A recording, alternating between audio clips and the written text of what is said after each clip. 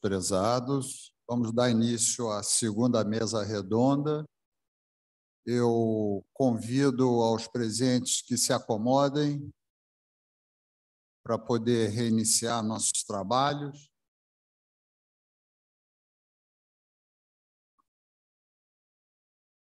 Eu gostaria de convidar o diretor da Faculdade de Medicina da USP Ribeirão Preto, professor Rui Alberto Ferriani, que irá presidir essa mesa.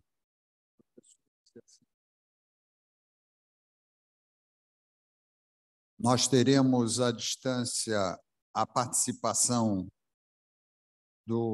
honrosa também. Agradeço muito pela sua disponibilidade, poder estar conosco, do professor Carlos Robalo Cordeiro, que é o diretor da Faculdade de Medicina de Coimbra.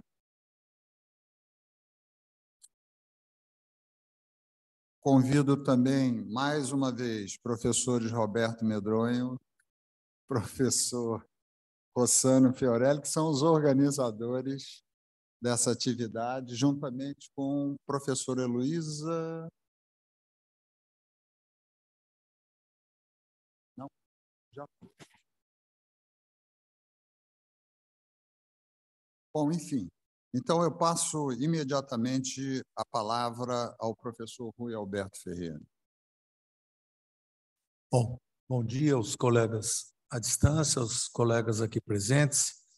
Acho que enfatizar a importância desse evento, parabenizar o professor Alberto por essa iniciativa, por essa organização, e agradecer à academia, a presença do seu presidente, o importante trabalho que essa academia vem fazendo, e a importância de ter uma discussão de formadores de opinião como essa que nós estamos tendo, num mundo em evolução, em constante mudança, e as reflexões que a gente tem que fazer estão muito bem colocadas aqui. Quer dizer, e nesse módulo agora, que são as competências médicas, que a rigor começaram na criação da primeira escola de medicina, ontem foi colocado, o que seria resumida a competência médica, que depois vem evoluindo bastante, e talvez um dos colegas que palestrou ontem finalizou que a única coisa que não pode esquecer, hoje isso já foi reforçado, é a sensibilidade, né? Ensinar a sensibilidade, essa competência médica, por mais que toda a evolução que vem acontecendo, a sensibilidade do médico, ela é fundamental para a gente continuar exercendo a nossa profissão. E as competências são importantes, porque ontem também vocês viram os mercados que nos cercam na formação, né? O mercado da formação da graduação, da especialização, o mercado onde foi lembrado, dos cursinhos pré-residência médica, e a proliferação, obviamente, de escolas médicas está muito claro, e se entidades sérias, sólidas, sem conflitos de interesse, não se posicionarem e lutarem para o estabelecimento de competências, nós vamos ter também uma formação médica não tão preocupada. Vejam o número de alunos de escola pública e escola privada, nós temos escolas privadas boas, mas a proliferação é muito grande e é impossível que se mantenha a qualidade do jeito que está se proliferando. Então, eu acho que esse tema é de extrema importância. Eu agradeço a participação do professor Carlos Robalo Cordeiro, da Universidade de Coimbra, que nos acompanha, e eu já passaria, então, a primeira participação da professora Maria Fernanda Dias, que é da Faculdade de Medicina da Universidade Agostinho Neto, de Angola, para nos brindar com reflexões sobre esse tema. Professora, por favor.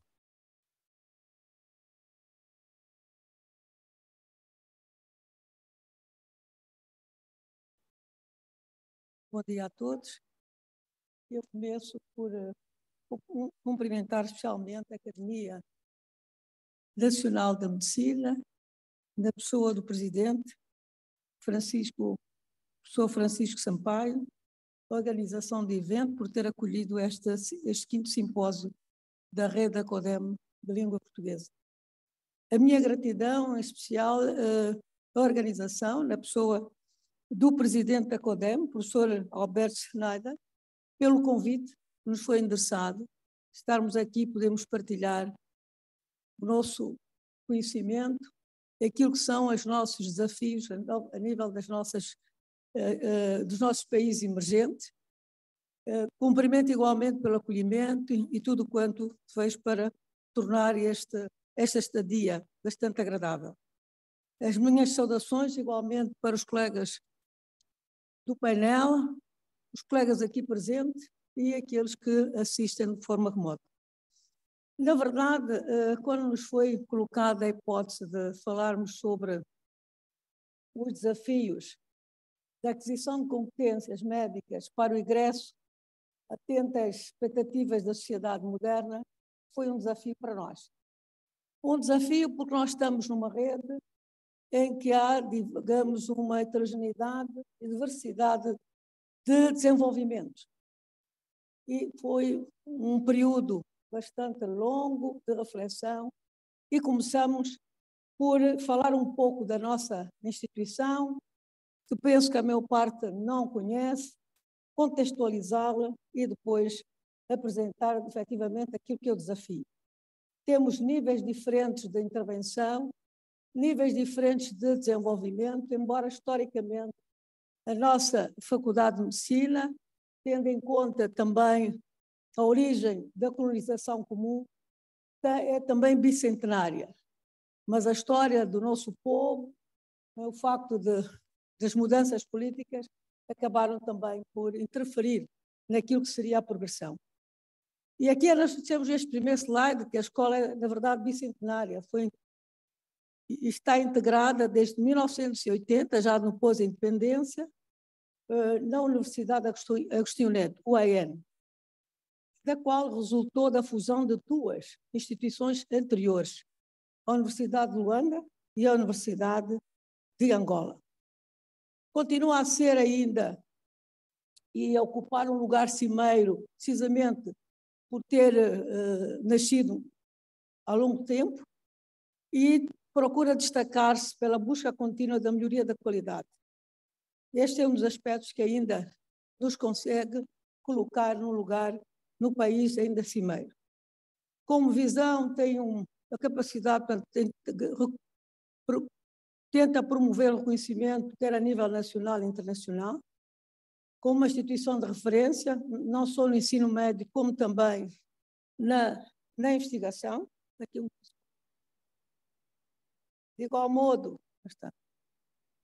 promover a investigação com busca contínua de excelência, pela qualidade e pelo impacto social que poderá ter nas tomadas de decisões e nas políticas de saúde das populações.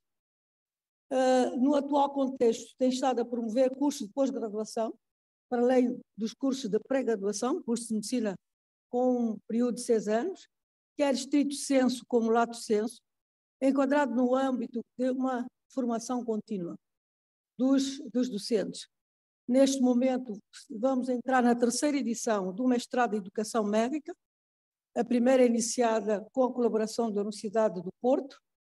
Temos em curso também mestrado em Epidemiologia de Campo, um mestrado em Saúde Pública, um doutoramento em Saúde Pública e em Ciências Biomédicas.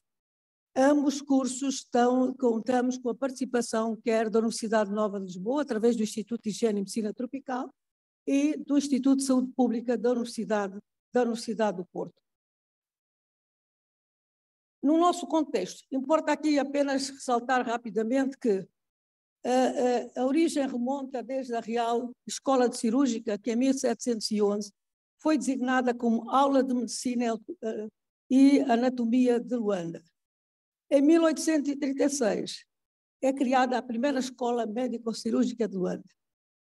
Nos anos 60, portanto ainda tudo antes da independência, foi criado um centro de estudos universitários que integraram 12 institutos, um instituto ligados à formação médica, quer pré-graduada como a pós-graduada, e outro instituto de investigação, que é o Laboratório de Engenharia de Angola, também ainda existentes no país. Em agosto de 1962, é criado o curso de medicina, do curso médico-cirúrgico, e estava integrado ainda nos Estudos Gerais Universitários. Em simultaneamente, portanto, foi criada também os Estudos Gerais Universitários, quer de Angola como de Moçambique. Nessa altura, os estudantes apenas completavam o ciclo básico, primeiro e segundo ano, e depois eram transferidos para Portugal, onde concluíam o ciclo clínico durante mais 4 anos. Em 1968, foi inaugurado o Hospital Universitário de Luanda, e foi a partir dessa altura que o curso, não é, era completo do primeiro ao último ano no país, não é, em Angola. De 1968 até a independência, 1975, de facto o Hospital Universitário era um hospital de excelência, não é? Quer do seu ponto de vista científico, gozava da autonomia técnica e administrativa. O diretor da faculdade acumulava também funções de diretores do hospital. Em 1966, com a independência, foi extinto, não é? O Hospital Universitário, e foi integrado num chamado CHU, Centro Hospitalar Universitário. A tendência era tornar os hospitais, com as diferentes especialidades, fazerem parte também do sistema de ensino e aprendizagem. Normalmente, todo o processo decorreu, né, até finais de 1992, a altura em que depois é reintegrado outra vez o Hospital Universitário. De 2002 a 2005, na verdade, o processo começa em 2002, em que, com a colaboração já da Faculdade de Medicina da Universidade do Porto, há um processo, do início do processo de reforma curricular. É criado um Centro de Estudos Avançados de Educação Médica, ainda existente até hoje, o CEDUMED, e começa-se na elaboração de um programa estratégico de desenvolvimento, tendo sido identificados 3 eixos: o diagnóstico da análise da situação na altura, a capacitação do corpo docente, tendo em conta a reforma que estava prevista, e a promoção do debate académico. Entre 2005 e 2006, é desenvolvido o primeiro processo de autoavaliação baseado nos Global Standard da Federação Mundial de Educação Médica. Todo esse processo foi liderado pela Faculdade de Medicina da Universidade do Porto. Resultaram alguns documentos que constituem até hoje como sendo os pilares para todo o desenvolvimento: um plano de desenvolvimento institucional, plano plurianual, guia informativo do curso, o perfil do médico, que contou com a participação do Ministério da Saúde e da Ordem dos Médicos, não é, na elaboração do perfil, e o projeto de revisão curricular. Os resultados, portanto, permitiram definir o perfil, em que foram explicitados claramente os conhecimentos, as competências, quer do ponto de vista de conhecimento, habilidades, valores, e aquilo que nós consideramos contextualmente necessários para a integração do médico e a nível da sociedade. Estas competências foram interligadas, 3 níveis de competências, que eram as nucleares, as competências genéricas e as competências de especialidade, de modo a tornar um médico capaz de ter autonomia nos vários serviços de cuidados de saúde e no contexto angolano. Não é? Portanto, estas competências nucleares são efetivamente aquelas que informam a formação e o exercício da medicina, sempre baseados nos paradigmas universais da profissão médica. Contou igualmente com a participação quer da Faculdade do Porto como da MINSA, e depois foram definidas as competências genéricas, não é? Para todos os graduados, não só os conhecimentos, como já dissemos, as aptidões e os valores, mas sobretudo naquilo que seriam os valores e os comportamentos incluídos aqui o profissionalismo, a autorreflexão e desenvolvimento pessoal, tendo em vista aquilo que era, portanto, a aprendizagem também ao longo da vida. Como competências específicas foram definidas, particularmente para todas as disciplinas do curso. né? Desde as ciências médicas, medicina, cirurgia, etc. Atualmente, existem grandes desafios, e aqui começa a nossa questão. Na verdade, nós temos noção que os nossos países emergentes, apesar da história, estão num nível que, para ser integrado, nós temos que caminhar e atingir um patamar que permite essa integração efetiva. Portanto, porque a crescente relevância das escolas que têm nos dias de hoje e continuam a ter, porque os desafios são grandes, levam-nos que criam umas expectativas muito grandes na sociedade moderna. Exigem que se estabeleçam metas constantes de melhoria da qualidade, não é? Com adaptações curriculares permanentes, e é aquilo que nós estamos a fazer, harmonizadas quer a visão contemporânea, como aquilo que é equidade em saúde e a saúde global. As próprias normas globais da Federação Mundial de Educação Médica, a última sobre a melhoria da qualidade da educação médica básica, de 2020, traduzem claramente a necessidade que as escolas tenham de promover uma diversidade dos seus programas educativos, mas sempre contextualizados naquilo que são as condições educativas, sociais, económicas e culturais e o próprio perfil nosológico das doenças. É este o desafio que nós temos estado agora a tentar fazer a adequação, de modo a que possamos integrar efetivamente aquilo que é uma rede com, digamos, um desnivelamento, no nosso caso, não a nosso favor, não é? A nosso prejuízo. Claro que a pandemia da Covid destapou as fragilidades globais, trouxe claramente e permitiu revelar aquilo que são as desigualdades pré-existentes. Em algumas situações tornou os países também igualitários. Interrompeu aquilo que são os sistemas educacionais convencionais, aquilo que estávamos habituados, mas aumentou em larga escala o uso das tecnologias de informação e comunicação. Isto obrigou a rearranjos, não é? E, naturalmente, revelou desigualdades pré-existentes. No nosso caso concreto, aquilo que é o grande desafio intergeracional, a equipa docente, a certo ponto, não acompanhar a dinâmica daquilo que seria desejável para um período como foi a da Covid.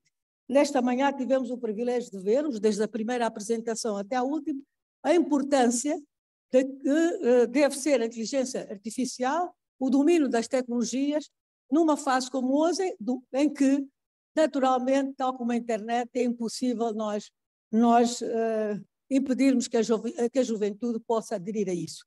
E, na verdade, este desafio a Covid destapou e vimos que os alunos tiveram muito melhor desempenho que a própria equipa docente. Outro aspecto importante que nós trazemos como nosso desafio e aquilo que estamos a tentar nesta fase, porque estamos sensivelmente há quase um ano na direção da faculdade. Por um lado, começamos com um processo de adequação curricular face às novas exigências. Não é? Em Angola também existem 6 faculdades de medicina públicas e 2 privadas. Nesta fase, através do Ministério do Ensino Superior, estamos a tentar globalizar, harmonizar aquilo que são os currículos a nível dessas escolas. Claro que a Faculdade de Medicina da Agostinho Neto, da qual eu represento, sendo a faculdade com muito mais anos, está a liderar esse processo. E nesta liderança nós começamos naturalmente por fazer a adequação de modo a podermos encontrar uma harmonização razoável. Outro desafio é promover as competências interpessoais e, sobretudo, aquilo que já dissemos, promover uma ampla educação no uso das TIC. Por um lado, a adequação das nossas infraestruturas. E é fundamental, tendo em conta aquilo que nós temos disponível nas nossas instituições públicas. Mudanças pedagógicas, não só da equipa docente, como da equipa docente. Procurar também melhoria da gestão do conhecimento, porque os jovens têm que saber como utilizar esse conhecimento e, naturalmente, todos os fatores relacionados, quer com a simulação médica e com aquilo que é a inteligência artificial. Desafios para a rede. Na verdade, o tempo é escasso, não é? Para nós cumprirmos com os 15 minutos, nós tivemos que fazer, não é, um emagrecimento daquilo que teríamos que dizer. Mas apenas, este é o meu último slide, é chamar a atenção de que, ao analisarmos, e conhecendo, não é, o desenvolvimento das vossas instituições, os níveis de excelência, os níveis de patamar em que já estão, nós temos que fazer o trabalho de casa. Claro que esse trabalho de casa implica, e aqui fica o apelo, a vossa solidariedade científica, a vossa solidariedade no sentido de ajudar-nos a crescer para, finalmente, satisfazermos aquilo que são os desafios da rede, a harmonização curricular. Nós temos que saber onde estamos, o que fazemos e como estamos. Não é? É necessário fortalecer a rede de ensino, que é pré-graduado, pós-graduado, a pesquisa, a inovação. É necessário também promover estratégias complementares do intercâmbio de mobilidade, não só discente como docente. Nós temos uma experiência no passado de também mobilidade discente quando estivemos a trabalhar com a Universidade do Porto. Eu própria estive no Hospital São João, não é, no âmbito da mobilidade discente durante 3 meses. E foi uma experiência bastante saudável. É possível, se todos nós estivermos juntos. Juntos seremos mais fortes. Nós, os mais pequenos, naturalmente iremos crescer, não é? Estando mais fortes. E para a reflexão, fica, para quem não conhece, esse é o delta do rio Okavango.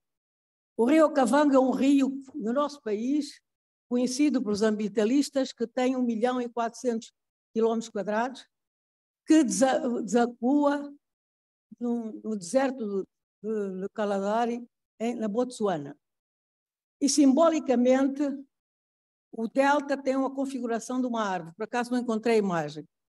E esta árvore é o simbolismo da capacidade de vencer a todos os desafios. Pois, muito obrigada. Muito obrigada. Muito obrigada, professora. Realmente fica claro que a estrutura curricular precisa ser revista frequentemente, a sua história mostra isso. Eu faço um pequeno comentário que talvez seja para a hora da discussão. Eu acho que, no momento, é mais um problema do Brasil, mas certamente Portugal vai acabar enfrentando essa proliferação de escolas médicas. E muitas vezes quem cria as escolas médicas entende que a tecnologia é suficiente, às vezes se investe bastante em tecnologia e isso é suficiente para criar uma escola médica. Então, nós temos cidades do nosso país que não têm, muitas vezes, um hospital. E, de repente, a gente fica sabendo lá, tem uma escola de medicina lá, tem uma escola de medicina lá. Aí você vai ver, tem uma estrutura muito bonita, mas isso não significa competência, né, para a formação do médico. Eu acho que esse é o desafio bastante importante que nós estamos vivendo, por esse, certamente motivado pelo mercado que foi aqui, não lembro de quantos bilhões, né, foi comentado ontem, que cabe a nós tentar zelar por essa questão da competência. Mas vamos, então, passar agora para o professor João Macedo Coelho Filho, da Faculdade de Medicina, Universidade Federal do Ceará. Por favor, professor.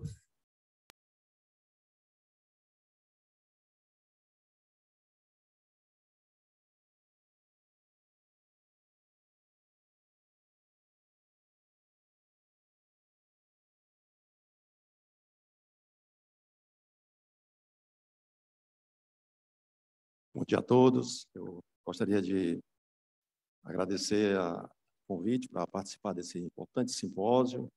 Queria cumprimentar o professor Alberto Schneider e, ao mesmo tempo, parabenizá-lo pela organização de um simpósio tão produtivo, tão instigante. Queria também cumprimentar os acadêmicos na mesa, a professora Heloísa Bonfá, professor Roberto Medronho, professor... Não estou vendo o professor...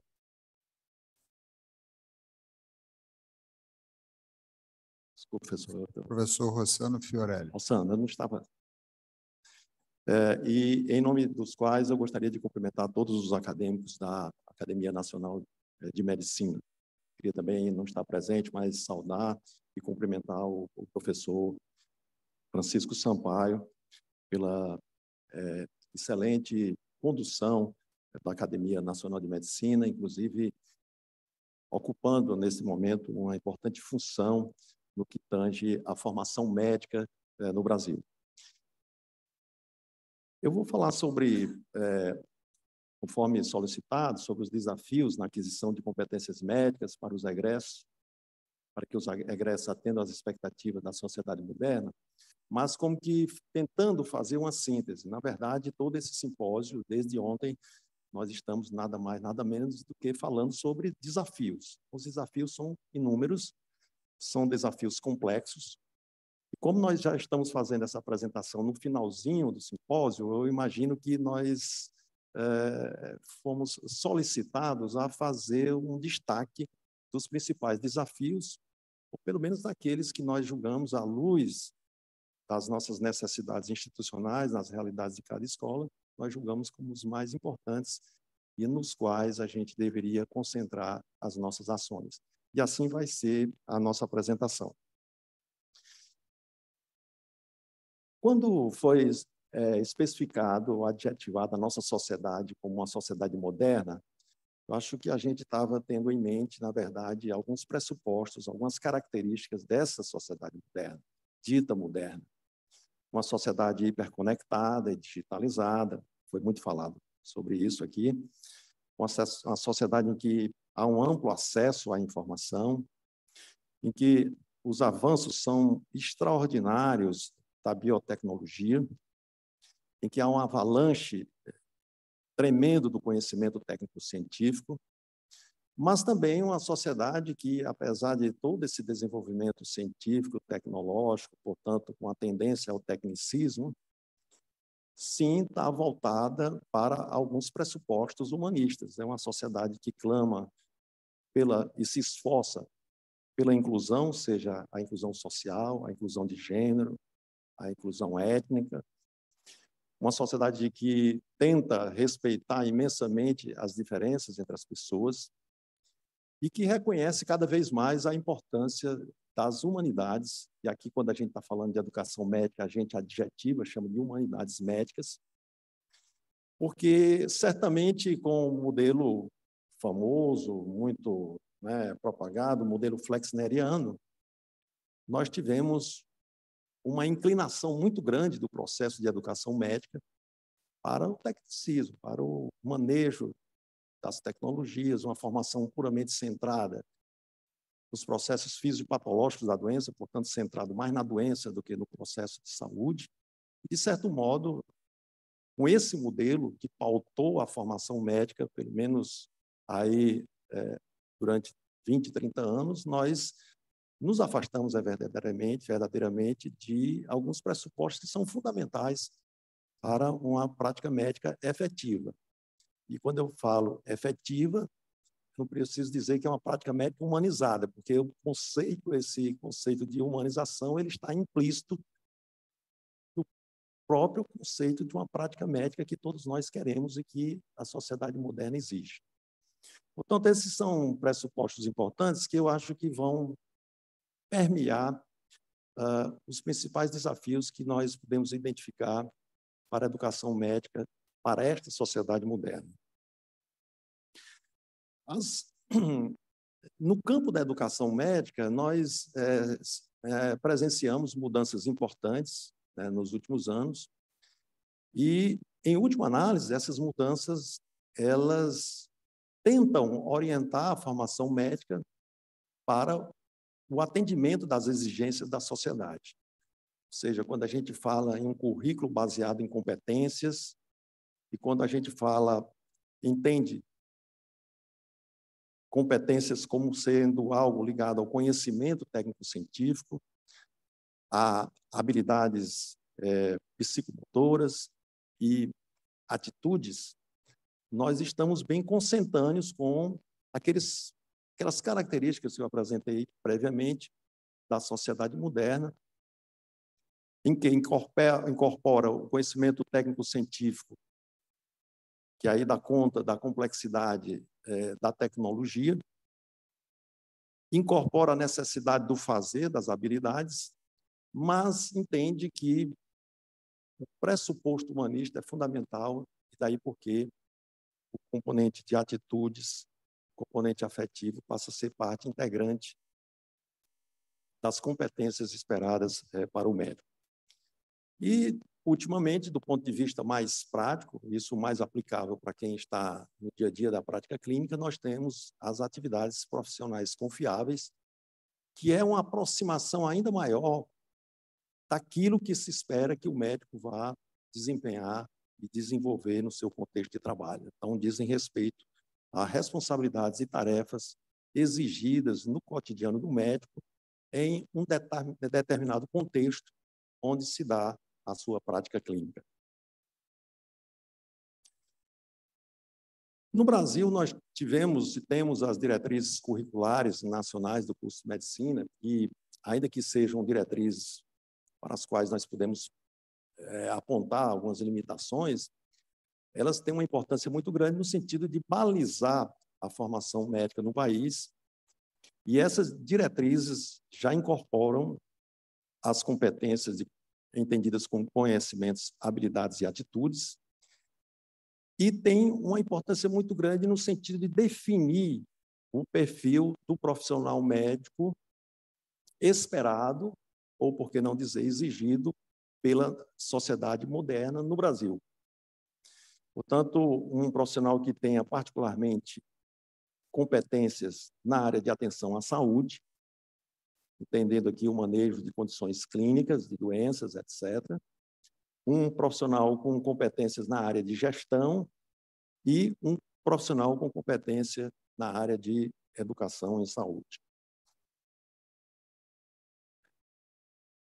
Com base nas diretrizes curriculares nacionais do curso de medicina, nós fizemos nas escolas médicas, nos últimos anos, uma adaptação dos nossos projetos pedagógicos para incorporar as orientações contidas nessas diretrizes curriculares. E aí a gente passou a falar de metodologias ativas de aprendizagem, avaliações não somente de conhecimento, mas também dos outros domínios das competências, como as atitudes e as habilidades psicomotoras. Um aspecto importante que é a inserção precoce na rede de saúde, a integração de saberes, o trabalho em equipe, o trabalho interprofissional e a incorporação de novas tecnologias. Veja que nas diretrizes curriculares sinaliza a necessidade de as escolas de medicina do Brasil efetivamente incorporarem novas tecnologias, e aqui eu estou falando de novas tecnologias de ensino-aprendizagem. Ocorre que o que nós propomos nas diretrizes, por meio de nossas diretrizes curriculares nacionais, o que nós propomos por meio de nossos projetos pedagógicos de curso específicos, o chamado currículo declarado, é muito diferente do currículo que é ensinado, aquele currículo que efetivamente os nossos professores ensinam nos ambulatórios, nas enfermarias, nos hospitais, nos postos de saúde e assim por diante. E, por sua vez, o currículo aprendido, aquele que efetivamente é assimilado, incorporado pelos alunos, ele é muito diferente do currículo ensinado. E observem que, dentro do currículo aprendido, nós temos um componente muito importante, que é o chamado currículo oculto. É aquele currículo que diz respeito ao aprendizado do aluno na informalidade, nas conversas com os seus pares, nas conversas com os professores, nas conversas com os preceptores. É o currículo também que o aluno aprende quando busca a informação por conta própria. E é justamente isso que nós temos estimulado, ou seja, que o aluno seja proativo no seu processo de ensino, de aprendizagem, e que o aluno ele aprenda a acessar a informação. E aí vai um elemento fundamental, que é a necessidade de não somente acessar a informação, mas saber selecionar a melhor informação. Eu diria que o acesso à informação ele é amplo, ele é deliberado para todos os alunos. Agora, avaliar, interpretar e aplicar a informação científica é algo que precisa de mentoria docente. E nós temos que aprender a fazer esse tipo de coisa. Bom, então, dito isso, eu vou trabalhar com esse seguinte eixo, essa representação esquemática, onde nós temos aqui o currículo declarado, o currículo ensinado, o currículo aprendido e a atuação efetiva do médico em seu contexto de trabalho. Nós não podemos idealizar que esses currículos eles sejam justapostos, que não tenham espaço entre eles. Na verdade, é mais ou menos parecido com o que acontece com o desenvolvimento de um fármaco. Nós programamos um fármaco, que aqui se compara ao currículo declarado, numa condição bem especial, que é a condição experimental, com todas as variáveis controladas.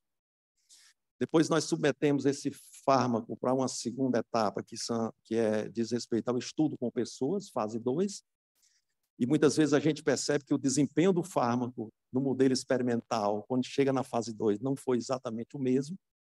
Pode aparecer, por exemplo, um efeito colateral inesperado. Mas quando a gente passa, tudo bem, na fase 2, o fármaco se saiu muito bem na fase 2, a gente passa a utilizar o fármaco, e aí já estamos falando de fase 3, e se esse fármaco for realmente efetivo, a gente lança no mercado. E mesmo depois de passar pela fase 3, uma vez lançado no mercado, a atuação desse fármaco ainda pode ser diferente, daí a importância dos estudos de fase 4 ou os estudos de pós-marketing. Então, é muito parecido. A gente declara, a gente ensina com as características dos nossos hospitais, dos nossos serviços, dos nossos docentes. E aqui temos o aluno que aprende, né, o fármaco que foi lançado, e aqui, efetivamente, a utilização desse fármaco no seu contexto, que é justamente o desempenho, a participação desse aluno, uma vez se tornado profissional, no desempenho de suas atividades. Então, esses gaps existentes são naturais, nós temos que entendê-los como tais, né? Porém, nós temos uma tarefa fundamental, que é estreitar esse espaço entre cada um desses currículos. Eu acho que essa é a nossa grande função como docentes. Então, vamos falar um pouco sobre isso. O estreitamento desses laços e o entendimento dos fatores que contribuem para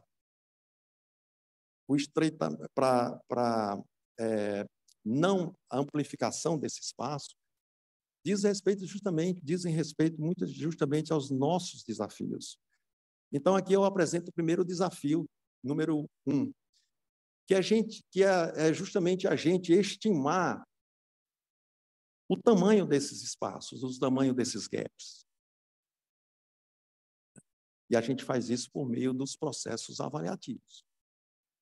Então, os processos de avaliação, eles é que vão dizer se o que nós estamos fazendo, que nós estamos nos propondo, o que nós estamos efetivamente obtendo, ou seja, o currículo aprendido, né? Se a distância entre eles é aceitável.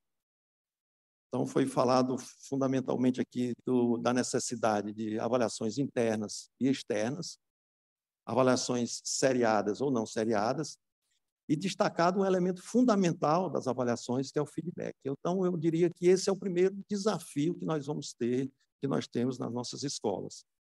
Isto é consensual, mas, na prática, há muitos obstáculos para a condução de avaliações efetivas. Na prática, a gente não faz isso sistematicamente.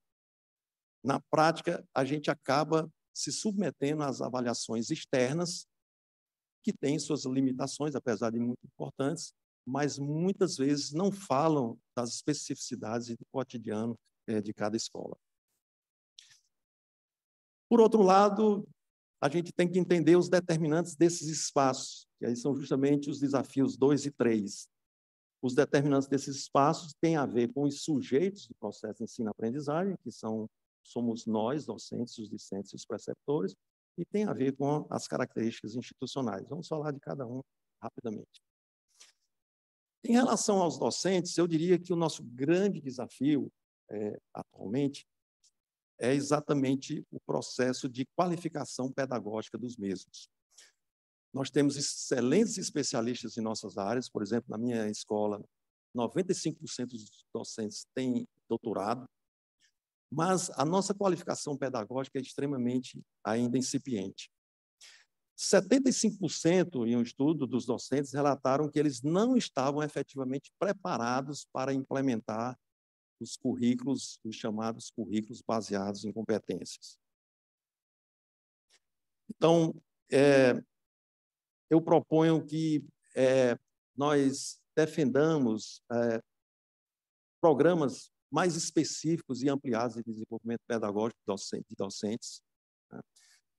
Nós temos algumas experiências no Brasil, o próprio programa na USP, de formação de docentes, é uma experiência muito exitosa com qualificação desses docentes de vários estados. Nós tivemos o FAIMA, que foi sediado na nossa universidade, na Universidade Federal do Ceará, e o que a gente vê é que esses programas eles fazem uma diferença muito grande na implementação de mudanças nas escolas de medicina.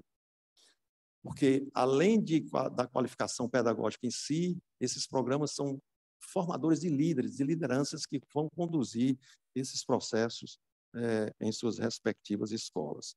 Então, nós temos que trabalhar para converter os nossos médicos professores, ou os nossos especialistas professores, em professores médicos, ou professores especialistas.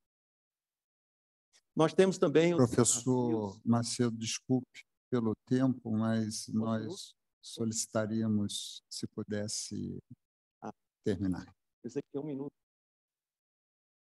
Em relação aos discentes, já foi falado pela apresentação da professora Lúcia, as características dos discentes, os desafios em relação aos mesmos. E eu vou, para concluir, falar também do desafio das insuficiências institucionais.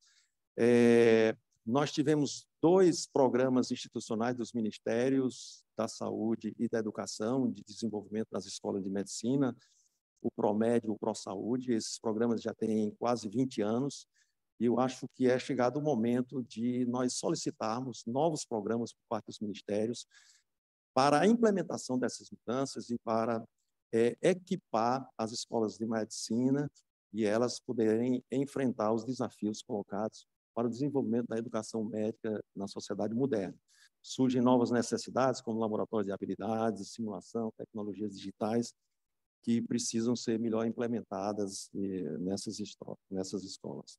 E, por último, eu queria rapidamente homenagear o nosso filósofo e pensador Edgar Morin, que completou 102 anos nesse mês, com o lançamento de 2 livros, ainda agora, nesse ano de 2013. E ele diz, pegando aí o mote da complexidade dos nossos desafios na educação médica, ele que é o pensador do pensamento, ele que é o filósofo do pensamento complexo, ele diz o seguinte, que o relacionamento entre indivíduo, sociedade e espécie é como a trindade divina.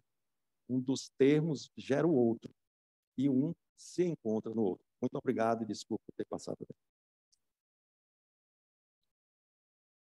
Muito obrigado, professor João. Eu acho que, para a gente dar andamento, depois de ter um tempo ainda de discussão, eu já convidaria o professor Luiz Fernando Fernandes Adam, da Faculdade de Medicina da Universidade Federal da Bahia. Por favor, professor.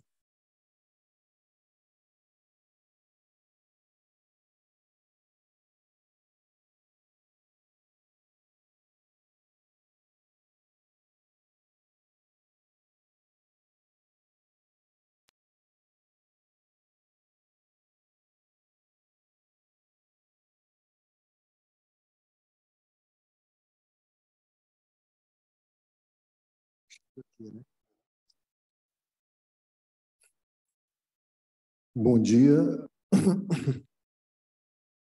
Em nome do professor Alberto Schneider, presidente do simpósio, eu saúdo todos os demais membros da mesa diretora, os caros colegas da audiência, ao tempo que agradeço, Alberto, pela oportunidade de estar aqui mais uma vez num simpósio da rede, que eu acredito que foi uma das boas e grandes experiências que eu pude ter na direção da escola e fico feliz que, faltando agora 10 dias para eu sair da gestão, a minha última manifestação como dirigente seja no simpósio da rede. Espero poder continuar frequentando e participando das reuniões no futuro em outros estados. Mas, enfim, desafios na aquisição das competências médicas para que o egresso atenda às expectativas da sociedade moderna. Eu acho interessante a riqueza desse nosso encontro está nisso, no enfoque que cada um dá. Quando eu olhei, eu direcionei para uma coisa que é o que vocês vão perceber na minha fala, que é a operacionalização disso. Essa é a minha escola, aliás, essa é a escola de todos vocês, esse é o solo sagrado da medicina brasileira. Foi ali que nasceu o ensino superior do Brasil. Eu tenho um grande apreço, além da escola, pelo que esse prédio representa. E, em tempos de pandemia, os meus olhos se focam muito na foto do jardim, porque foi uma forma que eu encontrei de não adoecer durante a pandemia psiquicamente. Foi cuidando do jardim com os servidores e com a mãe de um aluno. Foi a nossa terapia durante aqueles meses difíceis que a gente não podia sair de casa, não podia interagir muito, então nós cuidamos do jardim. Hoje ele é essa preciosidade que encanta a todos que visitam o Centro Histórico. Formar o egresso que atende às expectativas da sociedade moderna é uma tarefa fácil? Não é.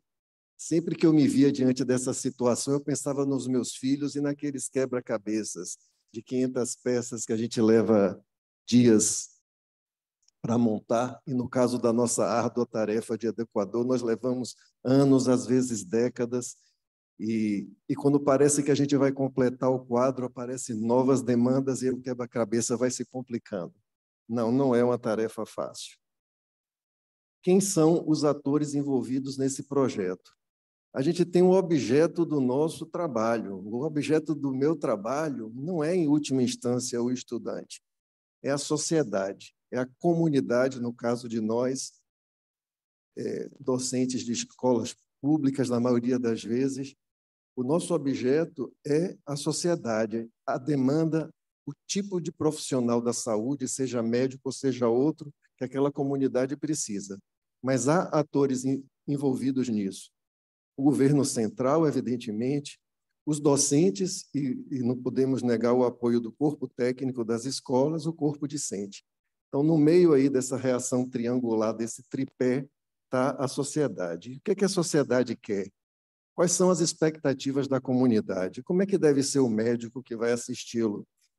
Não é pouca coisa, não, gente. Ele precisa ter as competências, habilidades e atitudes necessárias ao exercício da profissão. Ele precisa ter uma visão generalista e humanista, além de compromisso social. E ele precisa estar no lugar certo, na hora certa. Não adianta a gente abrir escolas em locais onde os campos já estão saturados. A distribuição regional ela precisa ser equilibrada desses profissionais, onde estejam os serviços de saúde que possam receber o nosso estudante e possa atender a população. De novo, essa não é uma tarefa fácil. Ontem a gente comentou aqui muito sobre a abertura indiscriminada, mas sempre em grandes centros. Este é um problema. Abrir escolas médicas em áreas inóspitas não é também a solução, me parece, melhor do problema. Eu tive no Ministério em 2014, quando eu era o vice-diretor, e eu conheci algumas experiências exitosas na África do Sul, na Austrália, no Canadá, e havia uma aqui no Brasil, no Rio Grande do Norte, em Caicó, em que se projetou tudo para que a escola funcionasse no lugar onde fosse necessário o profissional médico, se habilitou o campus, os serviços, etc., e se levou docente, só que as cidades não ofereciam escola para os filhos dos docentes. Então, o docente vai, faz o concurso e depois procura migrar para outro lugar. Então, hoje eu penso que essa é uma discussão que nós precisamos ter, né? Onde abrir, Imagino que perto de algum centro de médio tamanho, onde a pessoa possa se inserir e ficar, ocupar aquele espaço. Mas penso que, no global, é isso aí que a nossa comunidade, o nosso povo necessita. Do governo central, o que a gente tem que ter? Um casamento, a equipe executora, um casamento perfeito do Ministério da Educação com o Ministério da Saúde, envolvido aí o Conselho Nacional de Educação e as diretrizes curriculares nacionais, João já comentou sobre isso. Mas nós não podemos esquecer que, para tornar esse nosso projeto viável, a gente necessita do apoio das redes estaduais e municipal. Nenhuma instituição de ensino que eu conheço, talvez uma ou duas, possa oferecer aos seus estudantes tudo o que ele precisa dentro do seu próprio campus. Não é assim, né? A gente tem que penetrar nas diversas áreas da comunidade. Na nossa escola, por exemplo, a gente tem a sorte, temos um hospital universitário, temos uma maternidade, temos uma unidade de saúde da família, mas uma não é suficiente.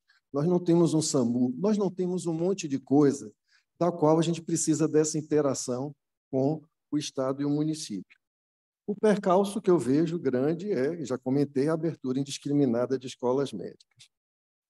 O que dizem as diretrizes, eu não vou me deter, até porque o artigo 4º, João já comentou na fala dele, mas, fundamentalmente, os marcos mais importantes que a gente termina focando é naquele número de horas mínimas, no número de anos do curso, mas acho que esse artigo 3º é importante a gente compreender a magnitude da nossa tarefa. O graduado em medicina terá formação humanista, crítica, reflexiva e ética, com capacidade para atuar nos diferentes níveis de atenção à saúde, com ações de promoção, prevenção, recuperação e reabilitação da saúde nos âmbitos individual e coletivo, com responsabilidade social e compromisso, com a defesa da cidadania, da dignidade humana, da saúde integral do ser humano e tendo como transversalidade, em sua prática, sempre a determinação social do processo de saúde e doença. É uma tarefa árdua, essa que nós, enquanto docentes, assumimos. Eu particularizei, porque ontem eu vi aqui uma fala bem ampla, mas a situação no estado da Bahia reflete o que eu vejo no Brasil. Na Bahia, nós temos 26 escolas médicas, 42% delas são públicas. Nós temos 2.705 vagas, mas apenas 25% dessas vagas estão nas escolas públicas. E qual é o problema? O mesmo que a gente encontra nos grandes centros. Na capital, nós temos 7 escolas, sendo 5 privadas. São 1.460 vagas, das quais apenas 220 são públicas. Na disputa pelo campo de prática, é isso que eu vejo. Um ringue de luta árdua, dura, onde a escola particular chega e paga o preceptor, ocupa o lugar no SAMU. Todo estudante de medicina genuíno, ele quer botar a mão na urgência e emergência, não é verdade? E aí a gente se confronta com isso. Este é um desafio para que o nosso profissional médico atenda às necessidades, né? Então, é uma discussão que precisa ser feita em nível nacional, junto com, eu falei lá em cima, né, os gestores do governo central, o Ministério da Saúde e da Educação. Terminado aquele primeiro tripé, daquele triângulo, eu vou para o corpo docente. Eu achava que eu era um professor maravilhoso, porque eu tinha aprendido com os meus professores e eu achava o jeito que ele me ensinava muito bom. Até um dia que alguém falou assim: "Ô Adam, você ensina por intuição. Tem gente que sabe lhe ensinar a ensinar." E olha que eu sou daquele tempo que, no mestrado, não importava apenas o produto final, a dissertação, ou no doutorado, a gente tinha tirocínio docente, a gente aprendia a ensinar. Hoje, o papel moeda das pós-graduações é outro, é o artigo. Forma-se doutores, pesquisadores, não se forma professores médicos. Daí o meu aplauso, João, comentei com você hoje cedo no transfer, quando a gente vinha, da iniciativa da Faimer. Eu tive a oportunidade de encaminhar diversos professores para esse curso lá no Ceará, e que foi um divisor de águas na vida deles. Mas vamos lá, o nosso professor ele é tecnicamente competente, mas pedagogicamente mal formado. Ele tem uma dificuldade de acessar metodologias ativas. Muitos deles não têm familiaridade com os laboratórios de habilidade, seja de comunicação ou de simulação realística, com os OSCE, com a telemedicina, que veio com força durante a pandemia. E daí eu apresento que eu quis fazer uma coisa assim para também quebrar a formalidade demais da apresentação. Esses aí são os meus alunos da pediatria aprendendo sobre aleitamento materno, como é a pegada correta. A gente faz isso no nosso laboratório de habilidades. Vejam que até os rapazes, eu achei isso o máximo. Algum tempo atrás, só as moças iam se interessar por isso, mas o aluno, homem, ele hoje já se preocupa também com isso, né? Então, porque vai ser pai, como é que vai ser a pegada? Então, acho que é bem simbólica essa foto. Aqui eu tenho a felicidade de ter, lá no prédio do Terreiro de Jesus, uma unidade de saúde da família. Ela é verdadeiramente uma unidade docente assistencial, porque no mesmo espaço em que atua a unidade de saúde da família, com sua equipe, a territorialização, etc., eu tenho um espaço anexo com ambulatório materno-infantil, da pediatria, onde em cada sala só trabalham 2 alunos e não pode ser o terceiro, porque se eu não quero que ninguém palpe, que mais do que 2, não pode, quantas pessoas, em síntese, vocês aceitam que palpe o fígado dos filhos de vocês, dos netos de vocês, ou que examine a genitália de uma pessoa? Então, esse ambulatório, eu tenho orgulho de ter sido o idealizador e ter tido a felicidade de executar há 15 anos atrás. A gente trabalha neste molde, uma sala, 2 alunos, e essa foto a gente tirou no tempo da pandemia. A gente faz os OSCE no internato, faz aquelas estações, eu acho que é um treinamento muito importante. A gente faz atividade de educação em saúde para a população. E aqui, esses 2 alunos queridos, assim, a interação que a gente tem com as crianças, mas foi para mostrar a vocês que só aceito mesmo 2 por sala, não pode ser mais do que isso, porque acho que para eles adquirirem as tais competências, habilidades e atitudes, a gente tem que fazer, tem que mostrar como faz e tem que dar o bom exemplo, né? De todas as tarefas, eu já estou terminando, Alberto, de todas as tarefas na formação desse indivíduo, eu tenho menos preocupação, professores e professoras, com as competências e habilidades, eu tenho mais preocupação com as atitudes. Essa é a parte mais difícil da gente sensibilizar o indivíduo, o aluno ou a aluna, sobre a importância do nosso papel. O professor Medronho comentou há pouco que ele acha que, e eu concordo com o senhor, professor, que a inteligência artificial e a tecnologia podem nos ajudar muito, porque tem uma coisa que a máquina não faz, o desenvolvimento desses 2 sentimentos próprios dos seres humanos, que são a empatia e a compaixão. Eu não conheço máquina que tenha.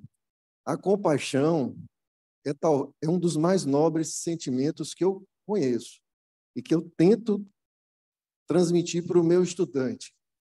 Quando eu digo jamais tenha pena de um paciente, ele não é digno de pena. Pena é um sentimento menor. O sentimento nobre é a compaixão. É aquele em que você se coloca no lugar do indivíduo e age com ele como você gostaria que agisse com você. Por fim, a terceira parte do tripé é o corpo discente, entre os vários aspectos próprios do estudante do século XXI, com grande acesso à informação, perfil comportamental, merece destaque as questões da saúde mental. Isso aqui, ontem eu ouvi o professor falar o aumento absurdo da taxa de suicídio nos países da América Latina. A gente ouve o grande adoecimento dos profissionais da saúde, médicos e estudantes. Mas, assim, deixa uma mensagem de alento. Aí existem experiências exitosas, os núcleos de apoio psicopedagógico, os mentores, as áreas verdes na matriz curricular. Sim, é importante que o estudante tenha um tempo para não fazer nada. É a mensagem desse grupo.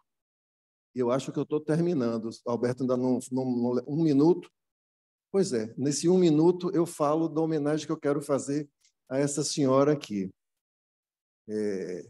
Foi Altamiro que falou das mulheres, que os meninos iam dizer, nós meninos iríamos dizer até algumas coisas interessantes, mas as meninas diriam muito mais. Eu concordo com você.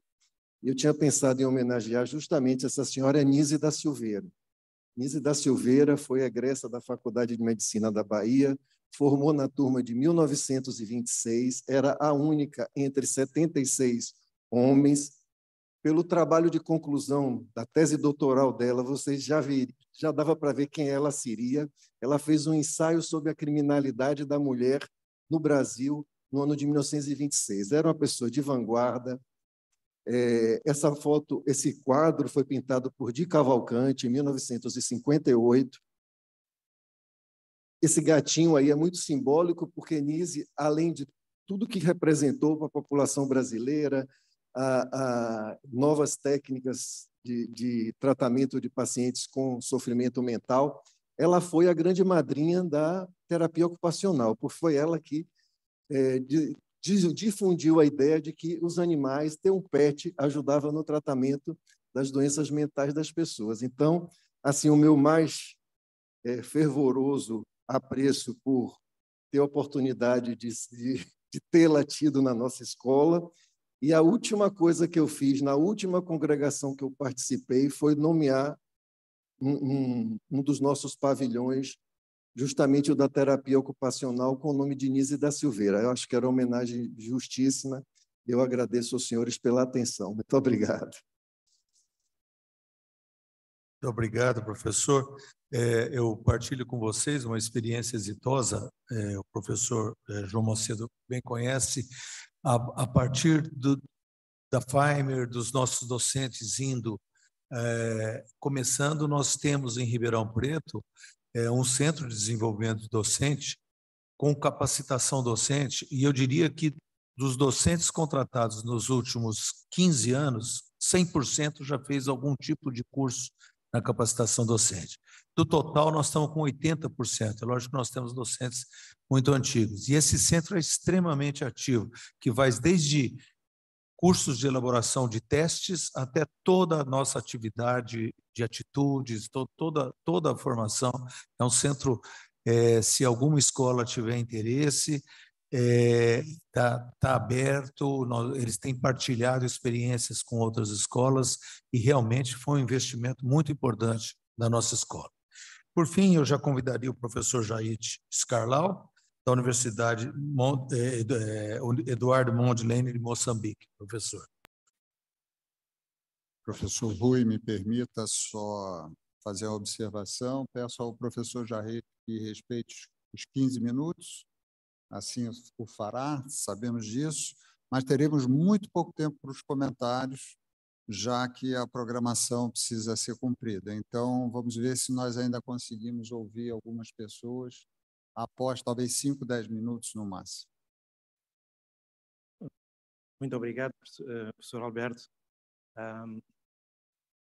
Ontem já disse que é um privilégio estar aqui na academia e mais uma vez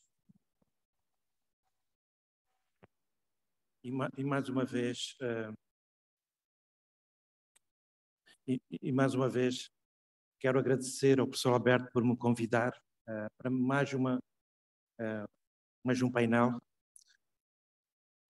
Eu estava com muitas dúvidas se eu conseguia fazer alguma coisa diferente do que os outros colegas já falaram, mas penso que vou sair muito bem, porque eu vou resumir tudo o que eles disseram em 11 pontos, 5 desafios, 6 soluções.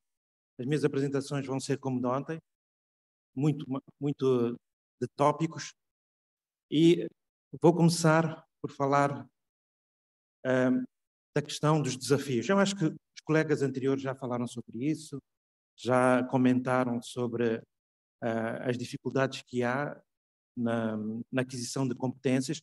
Nem vou falar de que tipo de competências há, acho que tudo isso já foi falado, mas lembrar que para os estudantes e para aqueles que são os egressos nas nossas faculdades, há sempre grandes dificuldades para que no final eles terminem, e o que se espera o que é esperado da sociedade moderna.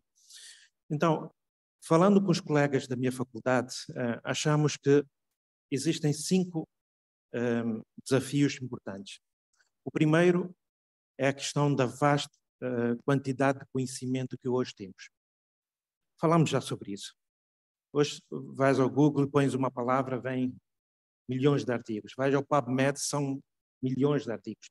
Então, a medicina já começa a ser um campo vasto e constante de evolução, com muitas descobertas novas, com muitos avanços que, definitivamente, para um estudante, depois de 100 anos, agora, hoje, comparando dos 100 anos atrás, é bastante difícil. Não? Ele tem mais dificuldade de encontrar a literatura correta e importante para o seu progresso.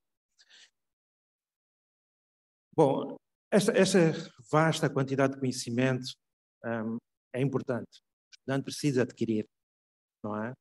Para melhorar as suas habilidades clínicas e para melhor cuidar depois dos pacientes ou fazer um próximo nível de formação.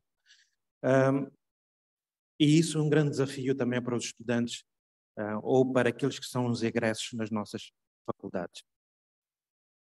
O segundo desafio que eu acho que também já falaram os colegas é a velocidade das mudanças. Falamos desde o primeiro painel, a grande mudança que vai acontecendo na ciência médica. Hoje estamos a falar de inteligência artificial, amanhã será outra coisa, mas a quantidade de informação e quantidade de mudanças ao nível tecnológicos, de tratamento, de abordagem, estão sendo cada vez mais céleres e muito mais rápidos. E isso exige aos médicos e aos estudantes que estejam constantemente a se atualizarem e a melhorarem os seus procedimentos. E, bom, então os egressos precisam de adaptar rapidamente a essas mudanças e continuar aprendendo ao longo da sua carreira médica. O terceiro desafio é a experiência prática limitada. Já se falou aqui que a teoria e a prática são elementos importantes da aprendizagem. É preciso fazermos OSCE, precisamos de aprender, fazer simulação. Isso tudo foi falado. Mas há um grande desafio nas nossas faculdades, nas nossas instituições, de oferecer este tipo de experiências mais práticas. Não é? E também é muito difícil haver uma replicação de tudo o que acontece no mundo real para um mundo de simulação. Não é possível termos uma simulação que possa mostrar-nos a realidade daquilo que o estudante ou o médico vai encontrar. Então, estas são as outras situações mais complexas para nós e muito desafiadoras. Por isso, é preciso investir em programas de residência, de estágios, de práticas clínicas, de tudo o que nós falamos há pouco tempo. O quarto desafio é competências não clínicas. O médico não é aquele que só atende o paciente, tem que ter outras competências. Não é? E já sabemos isso. Temos em Moçambique, temos bons médicos, músicos, temos feito tem outras habilidades que não é só médicas. Então, a sociedade moderna espera desses médicos habilidades de comunicações melhores, trabalho em equipe, empatia e habilidades de liderança. Acho que os colegas anteriores falaram um pouco de empatia. Precisamos ser mais empáticos com os nossos doentes, os nossos pacientes. E isso não está acontecendo, cada vez é pior. Os nossos estudantes, os nossos médicos recém-graduados vão ao hospital, nem perguntam o nome, não perguntam, nem dizem bom dia, boa tarde, e às vezes só têm 1, 2, 3 minutos para ver o paciente e fazer a prescrição médica que é necessária. Então, essas competências não clínicas também são importantes para estabelecer uma boa relação médico-paciente, promover colaboração interprofissional e fornecer cuidados centrados ao paciente. A aquisição dessas competências pode exigir esforço adicional por parte dos egressos. O quinto desafio que achamos nós como faculdade importante é a carga de trabalho e estresse. é bom, a profissão médica é boa, mas por trás de ser médico, a carga de trabalho, a questão familiar e tudo o resto fica por trás, né? Então, a prática médica é muito exigente e estressante, com muitas horas de trabalho. Muitos de nós temos responsabilidades intensas, não só ao nível médico, mas também muitas vezes ao nível administrativo. E isso tudo faz aumentar o desafio nosso em relação a toda a sociedade.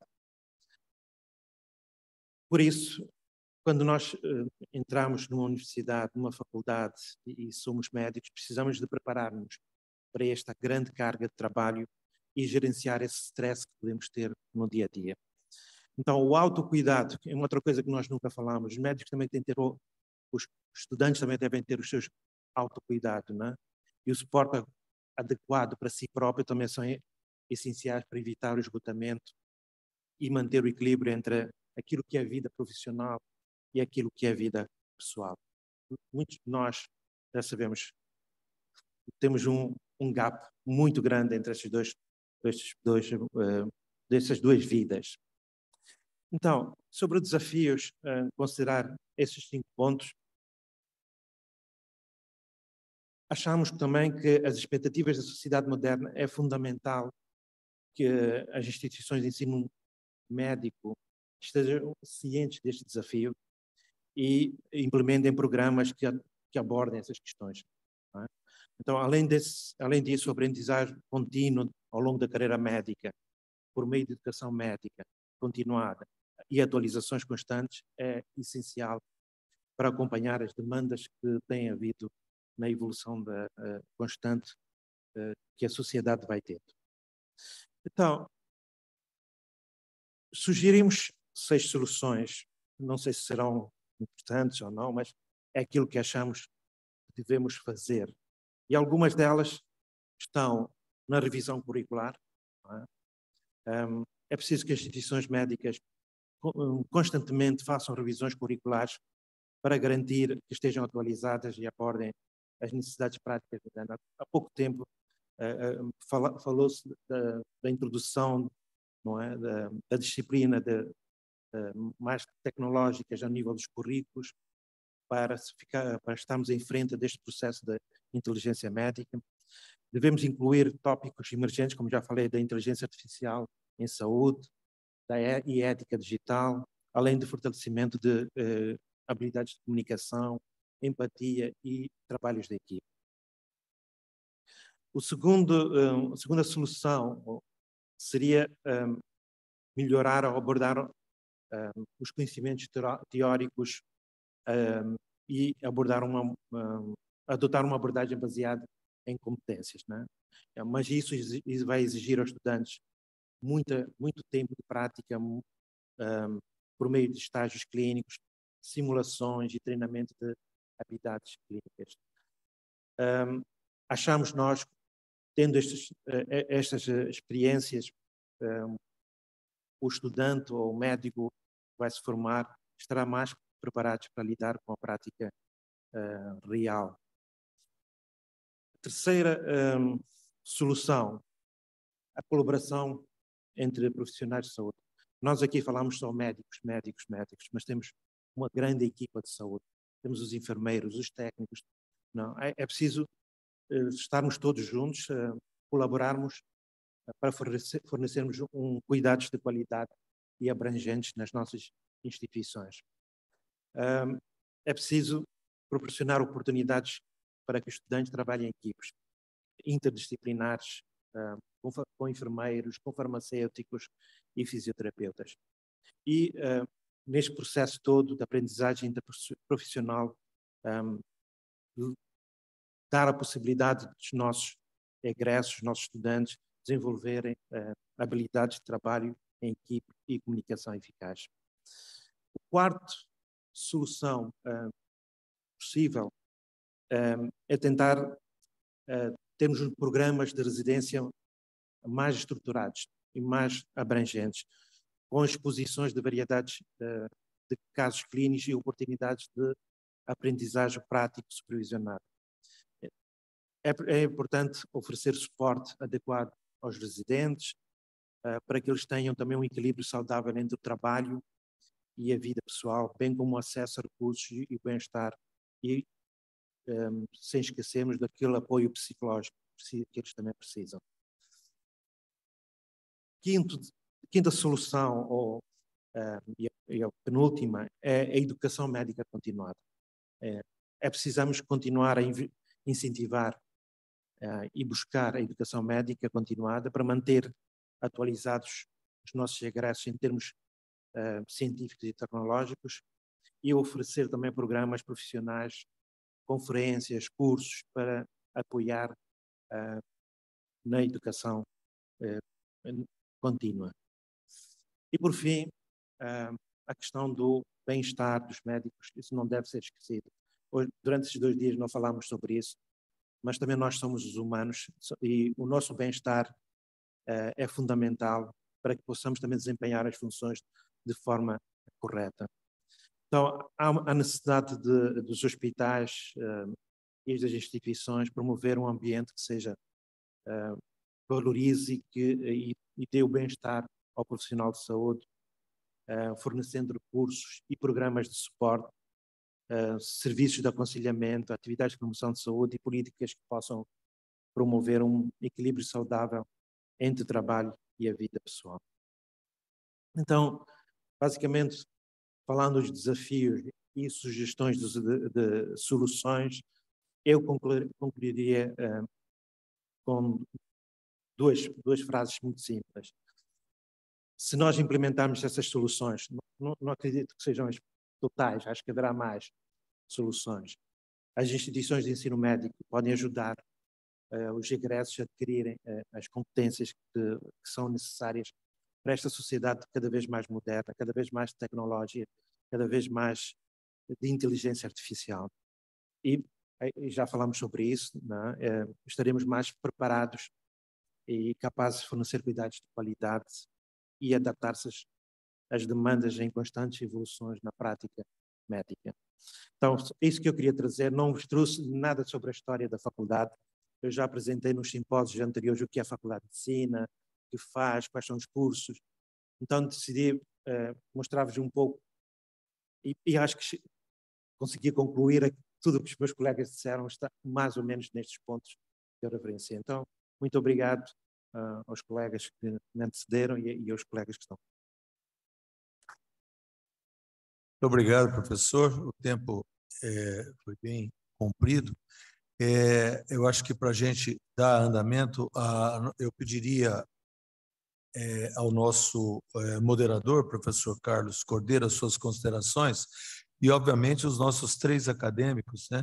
Professor Heloísa, professor Roberto, professor Rossano. A professora Heloísa até tinha comentado que, conforme o andamento, ela até abriria a mão conforme o final aí, mas inicialmente eu acho que a gente passaria ao professor Carlos, que está ali online. Muito obrigado, professor Rui Alberto Ferriani, pela oportunidade. Obrigado, eu tenho que agradecer, não quero demorar e tento ser rápido, ao professor Alberto Schneider, de facto a organização desta nova reunião da rede CODEM LP, agradecer naturalmente ao professor Francisco Sampaio, à Academia Nacional de Medicina do Brasil, também o acolhimento de que eu não fui testemunha presencial, mas que sou testemunha por via remota, e também cumprimentar todos os académicos, para não demorar muito tempo e não ter que dizer todos os nomes, com muito gosto, estão também na mesa e estão presentes na sessão. Eu diria, depois destes cumprimentos, que, em primeiro lugar, eu ouvi falar muito hoje do Dom João VI, eu represento aqui o Dom Dinis, e portanto, é um bocadinho mais atrás. Esta escola tem, como sabem, muitos anos, mas não é por ter muitos anos e não é pela diferença que há entre as nossas escolas que nós não teremos as mesmas preocupações. E portanto, nós estamos todos, como é evidente, com o mesmo nível de preocupações. Foi interessantíssimo ouvir estas 4 intervenções sobre aquilo que devem ser as competências para o futuro médico, porque acho que estamos todos a falar do mesmo. É muito mais do que promover os conhecimentos clínicos e médicos. nos nossos alunos é fundamental, de facto, criar uma cultura diferente, uma capacidade de raciocínio, de integração de conhecimentos, de adaptação ao imprevisto. O que é muito importante hoje, poder termos uma capacidade de incutir nos nossos alunos uma rápida adaptação à incerteza, àquilo que poderá acontecer, de facto, de uma forma, como aconteceu recentemente com a pandemia, imprevista. E depois, claro, o relacionamento social e humano, que é fundamental para cuja vida será, obviamente, enfrentar e tratar e conviver com pessoas, nomeadamente com pessoas que estão debilitadas. Portanto, nós estamos claramente a falar todos do mesmo. É fundamental reunir nestas competências capacidades de comunicação, de trabalho em equipa, de liderança, de ética, como tudo foi aqui muito bem apresentado por todos, porque nós no fundo estamos a falar de formar pessoas completas e não apenas médicos competentes. Eu acho que é isso que queremos fazer. E eu agora faria 4 comentários sobre as 4 intervenções muito rápidas, porque podem sugerir até de alguma forma propostas para que a Rede CODEM organize estas reuniões, e são excelentes. Eu já tenho estado nelas todas, estou desde o início, mas é bom podermos dar passos mais à frente e termos projetos comuns, para além das reuniões que organizamos e daquilo que é o pulsar, digamos, que nós percebemos muito bem das nossas diversas escolas e que esteve muito bem presente. É fundamental termos projetos comuns onde possamos, de alguma forma, comungar daquilo que são os interesses comuns no mundo da língua portuguesa. E, portanto, desde logo, a professora Maria Fernanda Dias falou de um aspecto que é fundamental, a meu ver, que é, ao possível, falou numa harmonização curricular e, portanto, dos desafios que são necessários até para eventualmente termos, enfim, componentes curriculares comuns. Eu poderia, por exemplo, pensar que seria interessante fazermos um caderno de competências da rede CODEM-LP, quer dizer, porque acho que as competências são muito comuns entre todos nós, as necessidades das nossas sociedades são comuns, e isso poderia também ser mais um elo e mais uma forma de nos unir nesta defesa do ensino médico de qualidade. E o intercâmbio, isso através do intercâmbio, a professora Maria Fernanda falou do intercâmbio de docentes, discentes, eu acrescentaria até do corpo técnico. Devo dizer que nós aqui na Faculdade de Medicina de Coimbra temos agora tido já experiência também de mobilidade, nomeadamente na Europa, do corpo técnico, não apenas docente, que já temos há bastante tempo, mas também do corpo técnico, que me parece que é muito importante, que é um elemento fundamental das nossas escolas. Portanto, a minha primeira proposta era ativarmos esta mobilidade entre as nossas escolas e, com isso, tentarmos criar eventualmente um logbook. Nós estamos em língua portuguesa, um caderno de competências que possa unir-nos também nesta perspectiva. Depois o professor João Macedo Coelho Filho falou de um aspecto, de vários, mas de um aspecto que é, a meu ver, muito importante, que é o acesso à informação, à boa informação e a seleção da informação e da boa informação. Nós vivemos agora isso muito bem com a desinformação ou má informação relativamente à pandemia que atravessámos. O Covid, portanto, a Covid foi um belíssimo exemplo, e aí está mais uma oportunidade que poderemos, de alguma forma, promover em conjunto, porque nós estamos em vários continentes, que é formar e apoiar os nossos alunos na procura da boa informação e na destrinça entre a boa informação e a informação que eventualmente não tem conteúdo, enfim, positivo. Mais uma possibilidade. Depois o professor Luís Fernando Fernandes falou de um aspecto que é muito importante, que é a proliferação de escolas. Quer dizer, nós em Portugal, eu já ouvi o professor Altamir fazer um comentário, neste momento estão a nascer debaixo das pedras escolas médicas em Coimbra, ou projetos, em Portugal, projetos de escolas médicas, e de facto muitas vezes não sustentadas em unidades hospitalares, como foi dito. Quer dizer, o ensino clínico estará seguramente, a meu ver, claramente prejudicado, e portanto acho que olhamos todos para este problema como um problema. No Brasil vai mais à frente no problema, de facto tem uma proliferação muito maior, mas nós estamos no mesmo caminho, e portanto também seria interessante que esta rede CODEM pudesse de alguma forma verter alguma posição e informação e posição junto das nossas diversas áreas de atuação, até academias nacionais, sobre esta matéria. Finalmente, esta última intervenção do professor Jair Scarlau teve vários aspectos. Estas soluções, estas propostas são excelentes. De facto, nós devemos promover as competências. Este é apenas um comentário não clínicas, que foi aquelas também que eu falei no princípio. Há uma frase muito célebre que se usa aqui e que é atribuída a Abel Salazar, em Portugal, que diz que o médico que só é médico nem médico é, não é? Eu ouvi no outro dia na Associação Nacional de Estudantes de Medicina, aliás, aqui em Coimbra, numa sessão que tivemos, o aluno a dizer uma coisa muito interessante, que é o aluno que só é aluno, nem aluno é, só sabe ser aluno, nem aluno é, e portanto nós temos que também, de facto, como foi dito aqui, criar estes espaços verdes, as áreas verdes, o currículo, digamos, conexo à formação com outros níveis de competências, e portanto parece-me que essa é uma boa hipótese, mas indo a isso, há uma outra perspectiva que nos pode, de alguma forma, tornar, enfim, mais uma vez, agregar-nos, que é, porque foi falado da carga de trabalho, o stress, o bem-estar, quer dos alunos, quer depois que é a saúde mental dos nossos alunos. E era interessante olharmos e podermos eventualmente fazer um trabalho conjunto, portanto, em 3 continentes, sobre aquilo que é, na pandemia. A pandemia foi obviamente, enfim, paradigmática a esse respeito, mas não é só a pandemia. O aluno de medicina é um aluno muito competitivo, a entrada em medicina é uma entrada muito difícil, e depois todo o trajeto é também ele próprio muito competitivo, e portanto a saúde mental é também uma forma de eventualmente de nos unir. Eu estou a fazer propostas também que se vêm, como estão a perceber, que vêm daquilo que foram estas intervenções.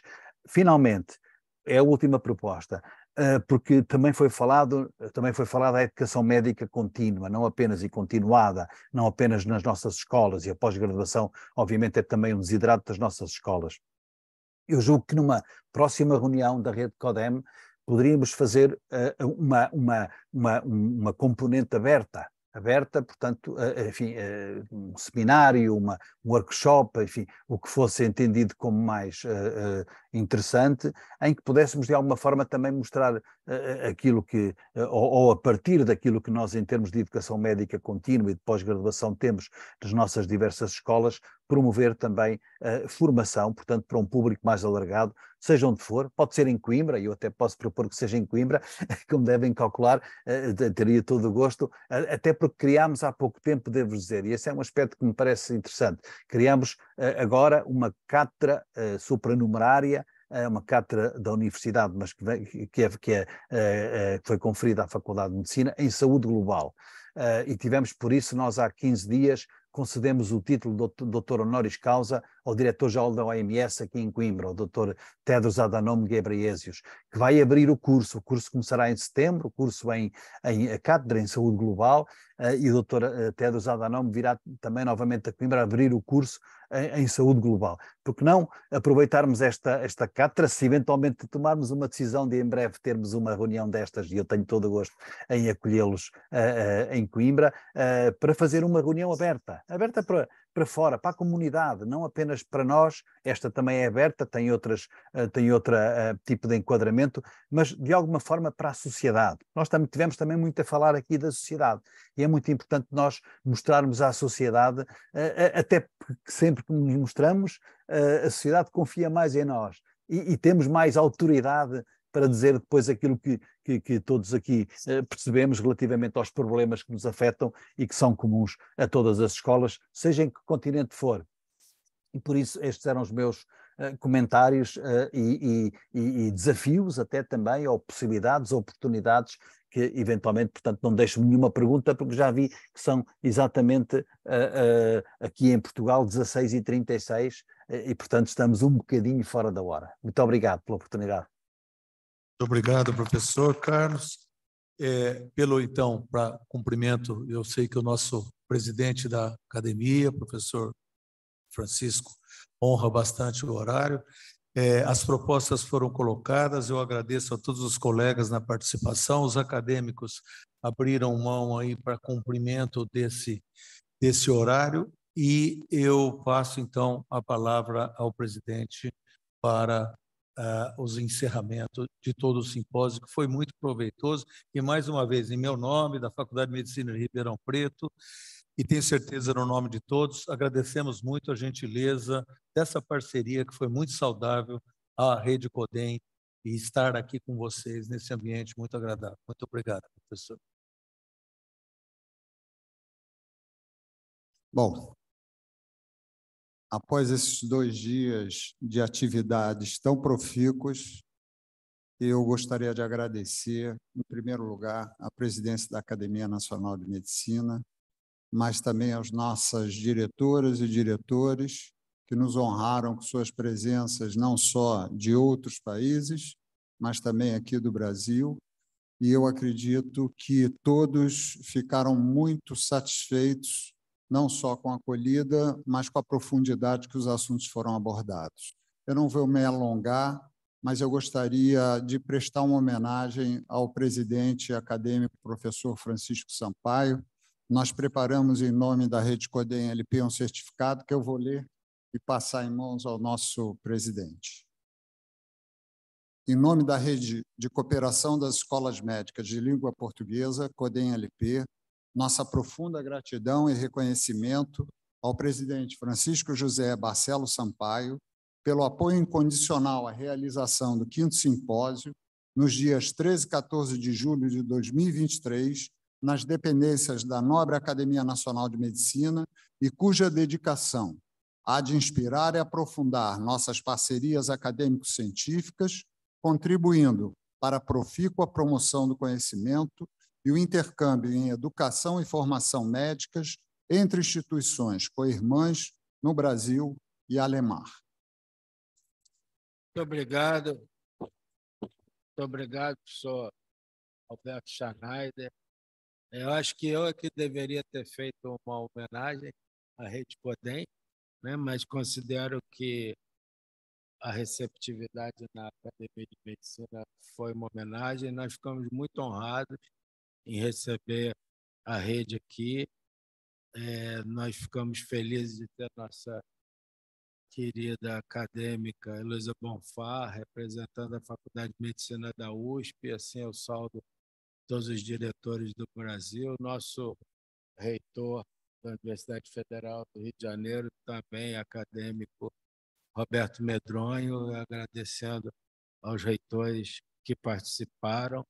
E eu acho que nada mais óbvio que a Academia Nacional de Medicina receber a Rede CODEM no Rio de Janeiro. Eu acho que é uma coisa para nós muito gratificante e muito óbvia, uma vez que nós temos os acadêmicos envolvidos nessa rede. Então, estamos aqui muito felizes e agradecendo também os nossos queridos amigos e diretores de Alemar, né?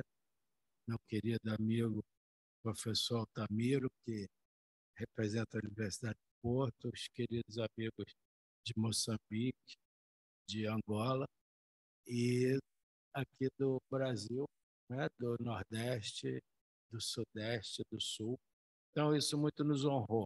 A Academia de Medicina, obviamente, está à disposição para próximos encontros, né? Tenho certeza que os próximos presidentes acolherão a Rede CODEM com muito prazer, e eu espero que dessa reunião, agora vocês têm a academia, hoje e ontem foi de vocês agora vão fazer as reuniões de trabalho, da qual eu não vou participar, nem posso, porque eu não sou membro da Rede CODEM, né, como pessoa física, mas eu espero que saia aqui um local. Hoje deve ser o local do próximo evento e, com muito prazer, eu estarei presente, se for convidado. E, novamente, agradecendo muito, eu encerro aqui minha participação, colocando a academia à disposição nas próximas horas. Todo o nosso staff está aí. Eu vou ter um voo daqui a pouco, por isso não vou ficar. E temos também uma visita ao Centro da Memória Médica, né, que eu espero que todos possam ir. Muito obrigado a todos e sintam-se sempre muito acolhidos.